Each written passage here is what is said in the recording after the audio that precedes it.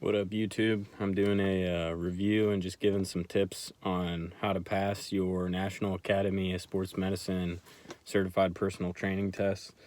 I just passed a little while ago. So I didn't pass on the first try that I took it. And after I passed today, I realized that I just hadn't committed the time to studying. So you are going to have to study a lot. You're going to have to not necessarily have to read the whole book, but you should take the quizzes a lot for every single chapter. What helped me a lot was taking the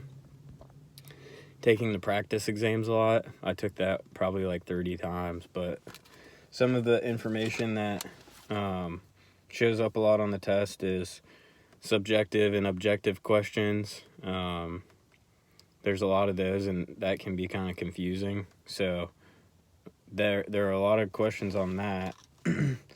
There are a couple questions that regard to some of the effects on the body with medications. So I wouldn't say spend a ton of time on that, but it's definitely would help you on the test. The underactive and overactive muscles make up a pretty good amount of the test. I'll also tell you that you should really read chapter 6 like 3 or 4 times before you take the test. There's a lot of information on that chapter alone. You need to know a lot of different things that are pertaining to the heart, because they ask a lot of questions about, the heart. They ask a few questions about isometric and eccentric and the concentric movements. They ask a decent amount of that. Overhead squat, they ask a decent amount of questions on that. And also they ask a fair amount of questions on like types of energy used for like short-term, long-term exercises. The first time that I took the exam, there was a lot of questions about nutrition. This time that I took the exam, there wasn't a ton of nutrition questions, so I would say, study those a lot. And also the thing that's going to help you a lot is just going over the study guide. Like, read that, as much as you can before you take the test and try to memorize that, because there's, 80% of the stuff that's on the test is right there in the study guide for you. You're going to see probably I'd say that there was 30 to 40 different questions that were, if you take the practice exam, they change every single time.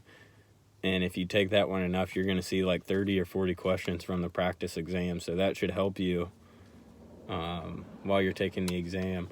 I also this time around, I use fitness mentors. So if you take the exam and you don't pass, I think that Fitness Mentor, they have 3 different, options.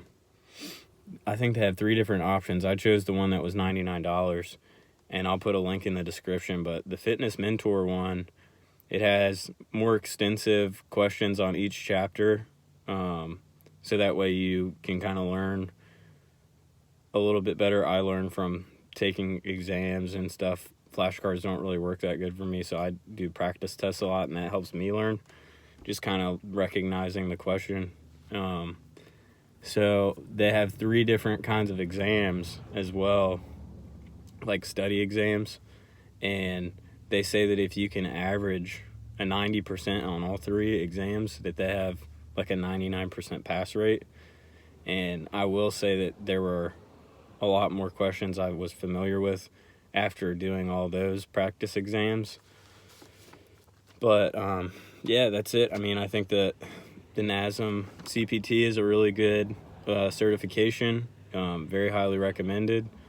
I'm right now working on the ACE Health Coach certification, so once I take that exam in the next few months, I'll post some details about that. But yeah, if you guys have any questions about the NASM CPT, and I can't give specific questions because they take your certification away if you do that, but if you guys have any questions regarding the test, feel free to shoot me a comment in the link below. And then also I will let you know that you need to have your CPR and driver's license with you when you take the exam, or they will not let you take it. But that's everything for me, and hope you guys have a good one.